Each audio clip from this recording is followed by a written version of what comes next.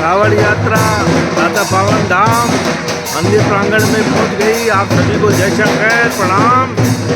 दीनबंधु दाता भगवान की जय, अन्नपूर्णा मातेश्वरी की जय।